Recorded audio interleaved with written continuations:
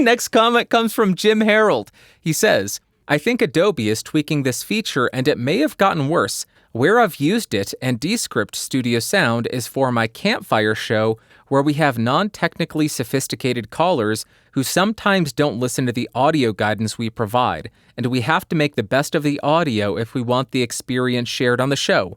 We were using Descript Studio Sound for this and then changed for a while to Adobe. We've gone back to Descript because it seems like the feature has gotten worse on the Adobe side. My guess is they are tweaking the algorithm constantly and they went too far with it.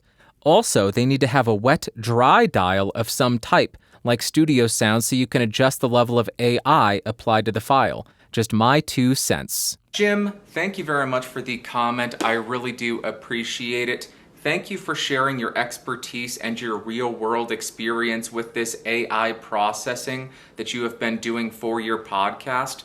If you don't know, if you are watching or listening to this and you don't know who Jim Harold is, he runs the Paranormal Podcast, and more importantly, for this submission, he runs the Campfire, Jim Harold's Campfire.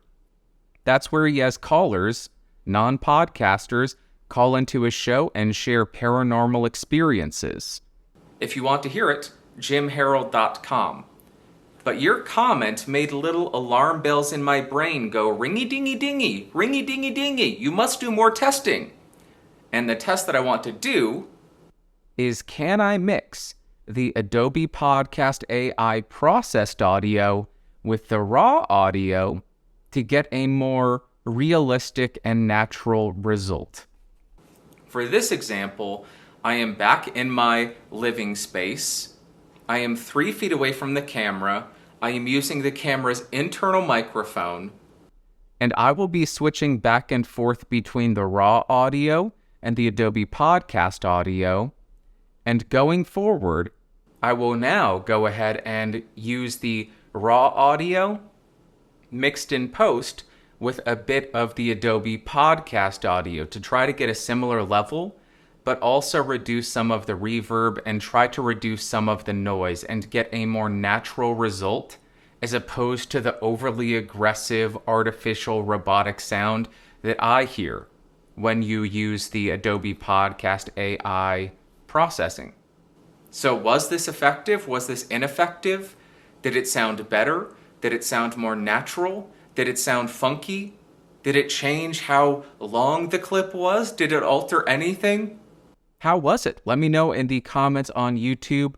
Send in a voice submission, an email, whatever you want to do. Jim, thank you for the comment. Keep up the great work. I was just listening to the Campfire, and because I am so nitpicky, I said, oh, that sounds like Adobe Podcast AI. To be clear, in my review video of Adobe Podcast AI or my demonstration of Adobe Podcast AI on Podcastage, I made it clear. I don't think that it's a service that should not be used. I just think that it's a service that should be the last tool in your tool chest. And I replied to a number of comments because people seemed kind of upset with me for not liking how it sounded. I think that if you're just going to throw away the audio because it's so bad, what do you have to lose? Go ahead and give Adobe Podcast AI a shot. Maybe it will make the audio listenable. It will still be artificial sounding. It will still be robotic sounding. I just don't think it should be your first line of defense.